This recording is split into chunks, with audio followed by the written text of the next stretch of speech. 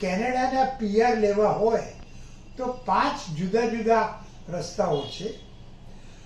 તમારે એમાંથી તમને જે યોગ્ય લાગે, તમને લાગે કે મને આમાં હું યોગ્યતા ધરાવું છું, તો તમારે એની હેઠળ અરજી કરવી જોઈએ.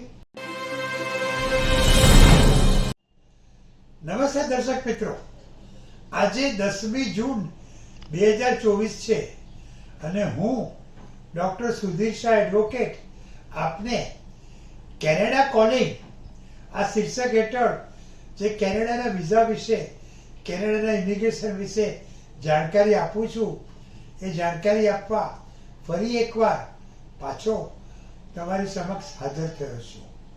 અને દર્શક મિત્રો, આ મહિનાની 25 અને 26મી તારીખે હું સુરત છું અને 27 અને 28મી તારીખે હું અમદાવાદ છું.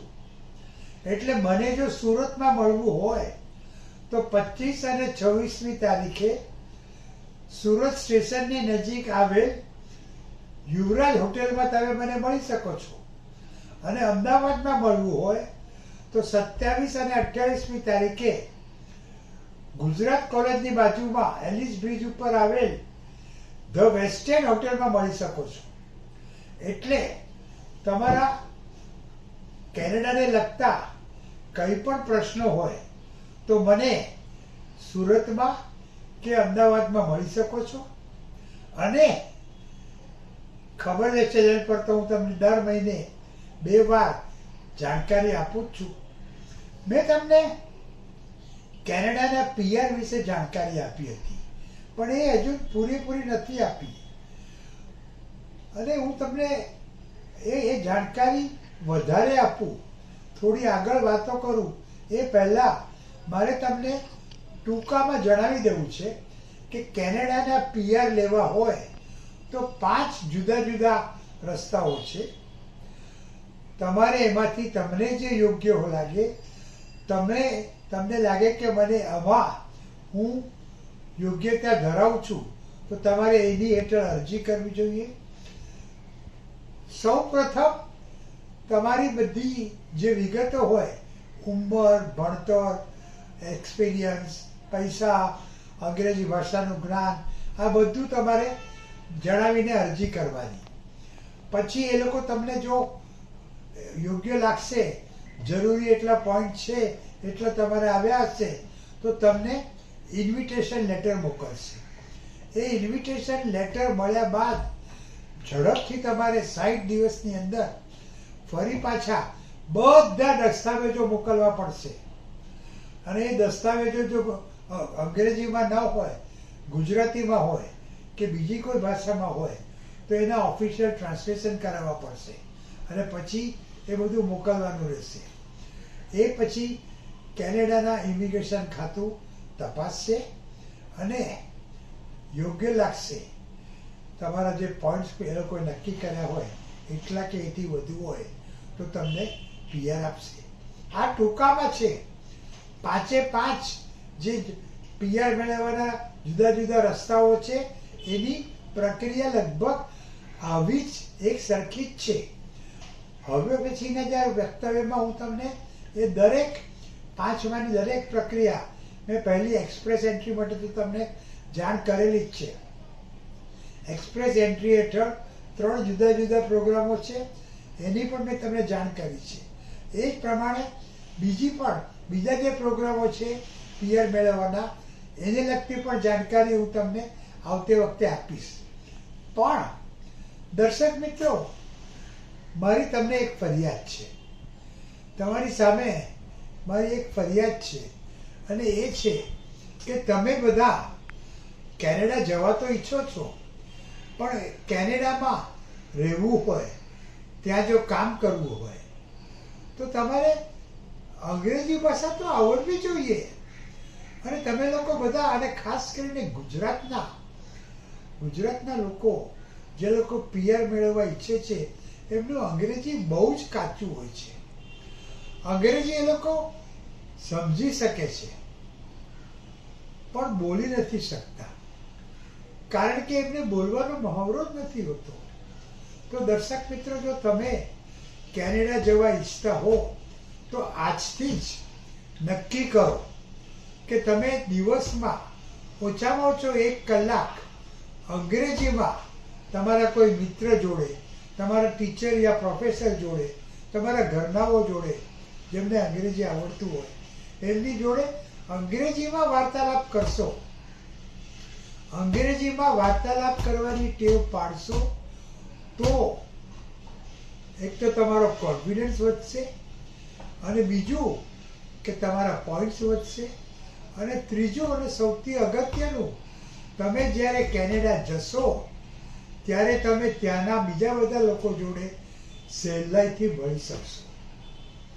આજે શું થાય છે કે આપણા ગુજરાતના ઘણાએ વિદ્યાર્થીઓ, ઘણાએ પુરુષો, સ્ત્રીઓ કેનેડા જાય છે, પીઆર મેળવે છે, પરીક્ષામાં ગોખીને પાસ થઈ જાય આઈલ્સમાં કે ટોફેલમાં, પણ એમને ખરેખર અંગ્રેજીમાં બોલતા ફાવતું નથી.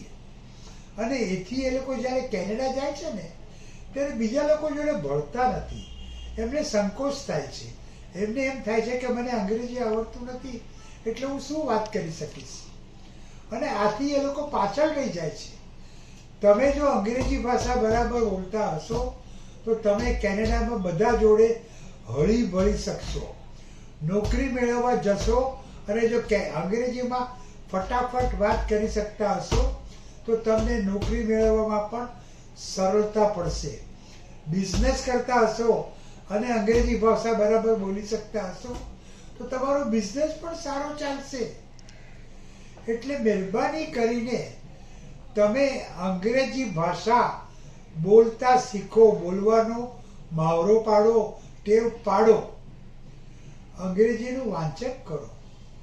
ટાઈમ્સ ઓફ ઇન્ડિયા રોજ મંગાવો, અને એનું સેન્ટર પેજ પર જે આર્ટિકલ આવેલા છે એડિટોરિયલ નોટ એ વાંચો, મોટેથી વાંચો, કાચમાં ઊભા રહીને વાંચો, જેથી તમને તમારો પોતાનો અવાજ સંભળાય અને તમે અંગ્રેજી ભાષા બરાબર બોલી શકો છો એવી તમને ખાતરી થાય, તમારો આત્મવિશ્વાસ વધે, અને તમે કેનેડામાં જાઓ ત્યારે બધા જોડે હળી ભળી શકો. તો આ એક ખૂબ જ મુખ્ય વાત છે.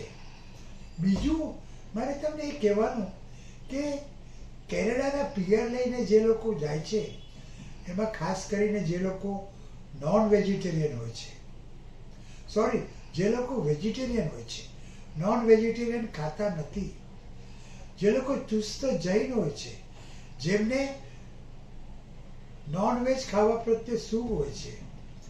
હા, તમે ન ખાઓ, તમે વેજીટેરિયન છો, તમે વેજીટેરિયન જ ખાઓ, કાંદા લસણ પણ ન ખાઓ, પણ બીજા લોકો જો એ ખાતા હોય તો એની સામે છીછી એવું નહીં કરો. એવું કરતા તમે અળખામણા બની જશો. તમારો ખોરાક તમને પ્રિય છે એવી રીતે એ લોકોનો ખોરાક પણ એમને પ્રિય છે. ઘણા લોકો શું કરે છે કે હોટેલમાં બેઠા હોય અને સામે કોઈ બીજો કોઈ આવીને બેસે, અજાણી વ્યક્તિ, અને એ નોનવેજ આઈટમ મંગાવે એટલે તમે ઉઠીને બીજા ટેબલ પર જાઓ છો, તો આ એનું ઇન્સલ્ટ થયું ગણાય. તમે ભલે નોનવેજ ન ખાતા હો, તમે ભલે પ્યોર વેજીટેરિયન હો, કાંદા લસણ પણ ન ખાતા હો, પણ બીજા ખાતા હોય તો છીછી એવું ન કરો, એ એનું અપમાન ગણાય છે. એટલે કે તમારે કેનેડામાં ભળવું હોય, બધાની જોડે મિક્સઅપ થવું હોય, એ દેશનો ફાયદો લેવો હોય તો તમારે આ બધું શીખવવું પડશે. બીજું, કેનેડામાં ઠંડી પુષ્કળ હોય છે.